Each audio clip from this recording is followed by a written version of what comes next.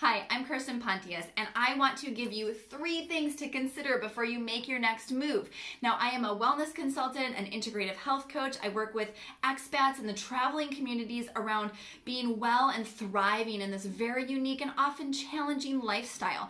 The information I'm giving you today is from my book, How to Move Abroad with Your Health and Sanity. It's a guide that I've written for those that are moving for the first or 5th time to help have some intention and healthy habits and thoughts around an international move. You can get a sneak peek on my website, which will also sign you up as a VIP to get first dibs when my book is released in the spring of 2022. All right, so grab a notebook, jot some things down, and let's get started. Okay, the first thing I want you to consider is your environment. Now, there is a variety of research and evidence around how important your environmental factors are to your health and well-being. Now, I recognize we don't always have a choice in our neighborhood, our house, even the country where we move. But in those spaces where there is some choice, here are some things to think about. And you'll see me direct my eyes to my notes because I don't want to forget anything, so you have to excuse me for that. You want to make sure that you have some easy access to groceries, right? Can you walk somewhere? Is it easy to access by car? So thinking about things like getting healthy food, right? You want proximity to fresh fruits and veggies. Can you safely and easily take a walk? Can you get some movement in? Can you get some fresh air? What about proximity to school, if that's applicable for you, if you're traveling with children? And what is the commute like? If you're in a fantastic house in a fantastic neighborhood, but you're spending half your time driving, that's not ideal. Okay? And then what are the parks and the green spaces like? Is that something that you can get yourself closer to? This might sound silly, but I find this to be a really helpful element for all of my clients. Is there a coffee shop nearby? Is there somewhere local that you can get to know the community or even the barista? You know, there's nothing like walking into a coffee shop and having somebody know what your order is. So maybe that's something to consider. And then thinking about the air quality. Does it differ within different parts of the city? Is this something that you want to be prepared for? Okay, the second part of that is your home, your actual living space, right? Start thinking about what makes you feel comfortable. Do you love to cook? Do you work from home? Do your kids like to jump and need a lot of space? Take a little bit of time to reflect on what your needs are. It might be different than the last time you moved, and it's a good thing to just be intentional about. Think about a space that is clean, it's neat, there's plenty of storage, natural light, and then thinking about your budget and maybe thinking about whether you could top up or if it's something worth investing a little bit of your own money in or extra money in to get the right spot. That's a good conversation to have beforehand. Consider any noise in the neighborhood, right? Are you located near clubs or bars or, athletic arenas, that kind of thing. So thinking about that, if you have an opportunity to visit ahead of time, obviously these are good questions to ask or things to check out. Okay, the second part of these 3 considerations is building routine. Now, oftentimes when we get settled into a place, we get into these routines, right? It's natural human nature. It's because it grounds us. It's good for our mental health. It gives us sanity. It kind of helps automate our life so that we're not constantly making decisions about, should I eat breakfast now? Should I go for a walk now, right? These are important elements of our health, but obviously when we make a transition, those can all be kind of jumbled up. We can lose them. We can lose sight of them. We can forget about them. They're so grounding. Routines, habits, really essential in both our mental health and our physical health.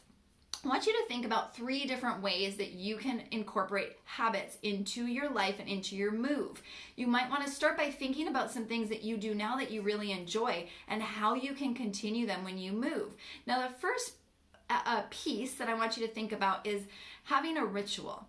Again, you might have one already, or maybe this is a good time to think about initiating one. But a ritual is something that you do daily or almost daily, but it's a bit of a self-care.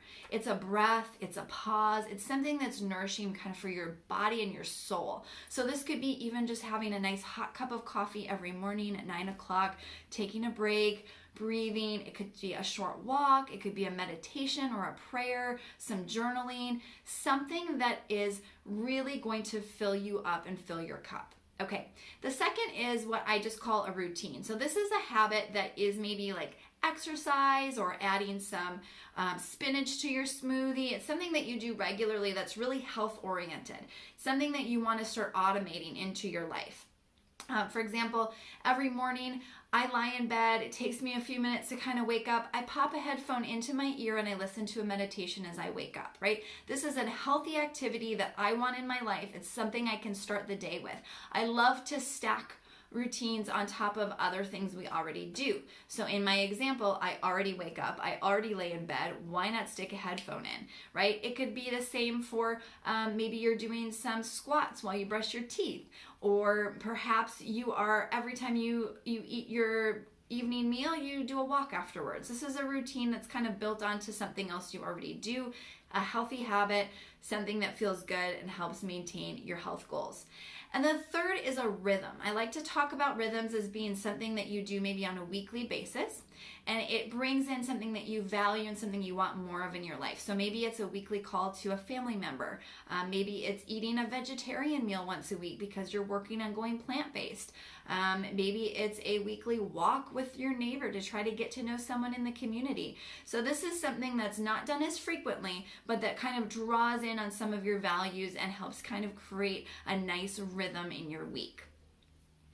Okay, now I'm moving on to the third consideration, and this is utilize the fresh starts effect and do it in a realistic way. Now, the fresh starts effect is when we kind of look at a new beginning or a fresh start that's happening kind of on the outside, right? So like a move, a change of season, a holiday, something that's kind of happening in our environment, maybe to us in a sense, and we utilize that, we leverage it to make another change on the inside, right? So there is behavioral science around that this can be a really great way to combine two things that are happening that are new, right? We kind of get into this new season of life, this new move, this new environment, and we do something new from within that we've been wanting to do. So to do this, you want to identify a goal and sort of work backwards or plan backwards. So let's say you want to start running. In your new place, you realize you're going to have some space. Maybe you're going to live on a compound, or you're going to have a nice park nearby.